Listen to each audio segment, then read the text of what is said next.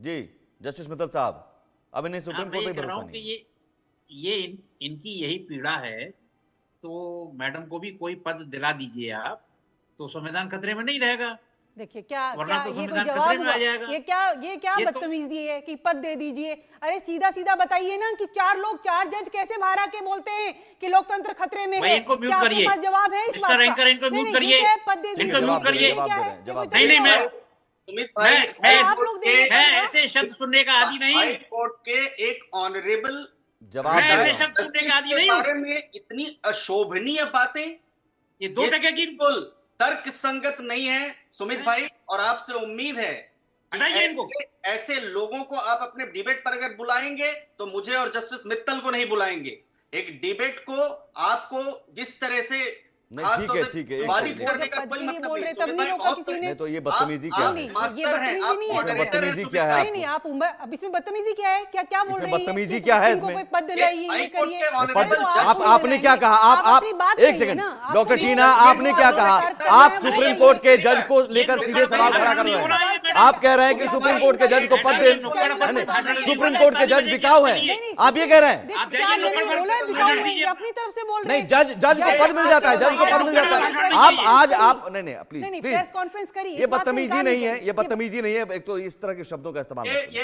ये बिल्कुल एक्सेप्टेबल नहीं है। हाई कोर्ट के बिल्कुल acceptable नहीं। जस्टिस को, जिनकी एक जजमेंट को आज तक क्वेश्चन नहीं किया गया हो, उनको इस तरह की बात करना में इसे अशोभनीय लेकर है, आप apology करिए। निंदनीय है। डॉक्टर और टीना, इनका जो ये एक बयान है वो जज है, शर्मनाक। नहीं, एक जज है, आप जज है। apology कीजिए। नहीं, किस बात की अपॉलॉजी? आप क्या नहीं, कमाल बात कर रहे हैं? बदतमीजी नहीं, जैसे शब्द आप नहीं, इस बात से ये बदतमीजी। लोग इनकार कर सकते हैं कि चार जज बाहर निकलकर उसका आके जवाब प्रेस वो दे रहे थे। लेकिन उस पर बात करें ना। नहीं ये तो कौन होते हैं? उसका जवाब ये दे रहे थे कि भाई, नहीं तो आपने आरोप लगाया ना कि पद मिल जाता है। आपकी उम्र ज्यादा होगी, आपकी उम्र ज्यादा होगी और आपको बता दूं मैं भी आपको मैं ये कह रहा हूं डॉक्टर टीना कि आपको जवाब सुनना चाहिए था। नहीं, और ये बजाय इसके कि बदतमीजी, नहीं प्लीज, तार्किक जवाब आप दे रही हैं क्या? तब से मैं सुन रहा हूं ना। आप अचानक इतिहास आपने पहले ही कह दिया, शुरुआती की संविधान की प्रतियां जलाई। मैं आप तक पूछ रहा, रामलीला मैदान में जलाई कौन, किसने जलाई? रामलीला मैदान में किसने जलाई? लोगों ने जलाई, किसने जलाई? आरएसएस के लोगों ने जलाई। तस्वीर है, आपके चैनल पर घटना स्थल और तारीख बताइए, कुछ भी बता देते हैं आप। सुमित भाई जरा मुझे भी बोलने का मौका दिया 2 मिनट के लिए, 10 सेकंड के लिए। बिना तथ्यों के, बिना तर्कों के मत को बोला कीजिए यहाँ पर। बिना तर्कों के कैसे? बिना तर्कों के और बिना तथ्यों के नहीं, बिल्कुल नहीं सुनूंगा, बिल्कुल नहीं सुनूंगा। बिना तर्कों के तो देश के प्रधानमंत्री बोलते हैं। डॉक्टर टीना थोड़ी गरिमा रखिए प्लीज, सुमित भाई प्लीज। तथ्यों को साथ आप, अगर आप संविधान दिवस पर एक गंभीर बहस चल रही है, कुछ भी आप बोल देंगे। नहीं सुमित भाई जरा प्लीज, इन्होंने बहस को कर दिया है। हाँ, मैं आता हूं एक सेकंड। और यहां जस्टिस एएन मित्तल साहब ये कह रहे हैं कि सुप्रीम कोर्ट के 4 जज प्रेस कॉन्फ्रेंस करते हैं, कहते हैं लोकतंत्र खतरे में है।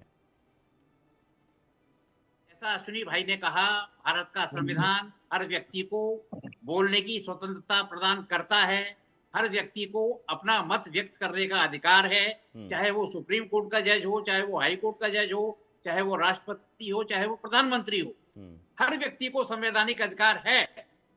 और अगर 4 जजों ने बाहर आकर के कॉन्फ्रेंस कर ली तो वो उनका काम है। उससे ऐसा नहीं है कि पूरी न्यायपालिका को आप लांछन लगाने लगे। हर व्यक्ति को बोलने का स्वतंत्रता है, बोलने का अधिकार है, पर सरकार उस पर रीजनेबल रेस्ट्रिक्शंस लगा सकती है। और यहाँ मैं डिबेट में ये देख रहा हूँ कि उस रीजनेबल रेस्ट्रिक्शन का पालन नहीं किया जा रहा है और ऊल जरूल झूठी बातों को उछाला जा रहा है कि संविधान जला दिया गया, संविधान जला दिया गया। अरे अगर संविधान देश में जल जाता तो आपने एफआईआर कराई, आपने कोई न्यायिक प्रक्रिया अपनाई? नहीं, कब की घटना है? शायद मैं अनुभवी क्यों हूं। डॉक्टर सौरभ मालवीय बता सकते हैं। भाई आरएसएस पर सवाल है कि आरएसएस वालों ने प्रतियां जलाई, कब जलाई भाई आप लोगों ने? सौरभ मालवीय जी। निश्चित तौर पर कांग्रेस की समस्या है, क्योंकि मैं शुरू में ही बोला, फिर से उस बात को रिपीट कर देता हूं कि नकली संविधान की प्रति लेके चलने वाले को असली संविधान की समझ हो ही नहीं सकता।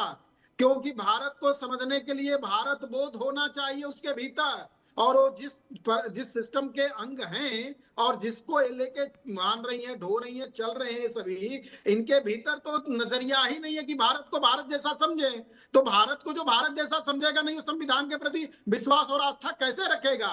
इसलिए घोर हताशा, निराशा और लगातार राहुल गांधी के नेतृत्व में अब एक पहलू और है, एक पहलू और है। अगर संविधान पर इतना भरोसा है, संविधान पर आपको, संविधान के प्रति आपकी भी आस्था है, सबकी आस्था है, मैं आस्था पर सवाल नहीं खड़ा कर रहा हूं, तो फिर यूसीसी का विरोध क्यों हो रहा है चंचल यादव जी? आर्टिकल 44 संविधान का हिस्सा है ना? यस, वेरी ट्रू, बहुत बढ़िया सुमित भाई, well said. Directive principles of state policy, state shall endure to make the uniform civil code for its citizens. Chanchal Yadav जी बोलिए। अब देखिए, मैं आपसे पहली बात तो कुछ वाजिब सवाल थे मेरे, जो मैंने कई बार जिक्र किया और किसी भी हमारे पैनलिस्ट साथी ने उस बात पे कोई भी पॉइंट का रेज नहीं किया। मैंने कहा 13 पॉइंट रोस्टर, मैंने कहा कि जो है जिस तरीके से एनएफएस के माध्यम से विश्वविद्यालय में नियुक्तियों का मामला, मैंने तीसरा एग्जाम्पल बताया। सुनिए ना, बड़े पिक्चर में संविधान की बात कर रहा हूं। आप भाई घोटाला हुआ है आपकी सरकार में भी, योगी सरकार में नहीं। चंचल यादव जी डाइवर्ट मत कीजिए, डाइवर्ट मत कीजिए। आप लोगों के साथ दिक्कत यह है कि डाइवर्ट करते हैं बड़ा। अरे मुझे पता, मैंने क्या पूछा, संविधान पर विश्वास है तो आप आर्टिकल 44 के साथ हैं। क्यों कर रहे हैं सवाल? अगर बोलने के लिए बुलाया तो के शासन में चंचल यादव जी बोलने के लिए यहाँ पर एक तरफा बोलने के लिए नहीं बुलाया गया। सवाल जो है उस पर बोलिए, मैं बोल रहा हूँ, बोलिए आर्टिकल 44 पर क्या राय है आपकी? आप लोग करते हो आर्टिकल, सुनिए भैया, doctor Saurabh ji freedom ranking में 161वें नंबर पे हैं हम लोग, 181 देशों में। आर्टिकल 44 पर आपकी क्या राय है Chanchal ji? Article 44 uniform civil code. मैं तो बधाई भी दे दी आपको संविधान दिवस, सुन लीजिए। यूनिफॉर्म सिविल कोड, सर ने कुछ बात कही थी, यूनिफॉर्म सिविल कोड। अरे अब यूनिफॉर्म सिविल के ऊपर डिबेट करवा लेना। हाँ करवाना है, बताइए ना, बोलिए आप, आपका क्या स्टैंड है?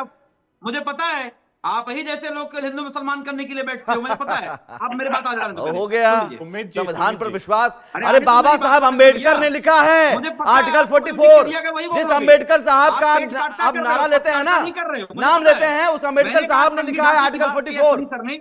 मैं पूछना चाहता हूं, आर्टिकल 44 अब हिंदू मुसलमान इसमें हो गया, मध्य प्रदेश के अंदर हिंदू मुसलमान हो गया, सरकार को हिंदू मुसलमान हो गया, और सवाल का जवाब नहीं देते बनता है तो हम पर सवाल उठा दीजिए। आपको याद होगा आर्टिकल 44 पर कांग्रेस का स्टैंड, जल्दी से डॉक्टर टीना, जिस तरीके से डॉक्टर टीना, आर्टिकल 44 पर स्टैंड। यूसीसी बाबा साहब अम्बेडकर ने कहा, अब यूसीसी पे आ गए, मैं उसका जवाब देता हूं, लेकिन आज संविधान दिवस है। मैं एक बात जो बोलना चाहती हूँ, जब देश के प्रधानमंत्री बहुत यूसीसी नहीं सच्चाई, मेरी बात पूरी हो नहीं, बात पूरी, बात मैंने सवाल किया क्या? UCC, uniform civil code, uniform civil code, uniform civil code, संविधान पर भरोसा है, संविधान पर भरोसा है, uniform civil code, Congress party uniform civil code, uniform civil code, UCC पर क्या है स्टैंड?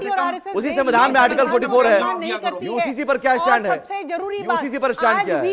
ये एक्सपोज हो गया, आप लोग एक्सपोज हो गए, ये एक्सपोज हो गया। संविधान पर विश्वास अगर आपको है तो संविधान के हर आर्टिकल पर विश्वास कीजिए। बाबा साहब अम्बेडकर ने लिखा है। बहुत शुक्रिया, बहुत शुक्रिया आप सभी का, बहुत शुक्रिया आप सभी मेहमानों का। अगर संविधान पर भरोसा है तो उसके सभी आर्टिकल पर भरोसा कीजिए। बाबा साहब अम्बेडकर ने जिन बातों का जिक्र किया है उस पर भरोसा कीजिए। और जहां तक संशोधन की बात रही, हमारी ग्राफिक्स टीम की वजह से गलतियां हुई हैं, उसकी वजह से हम वो आंकड़े नहीं दिखा पाए। संविधान में अब तक 106 संशोधन हुए हैं, जिसमें से 80 बदलाव, 80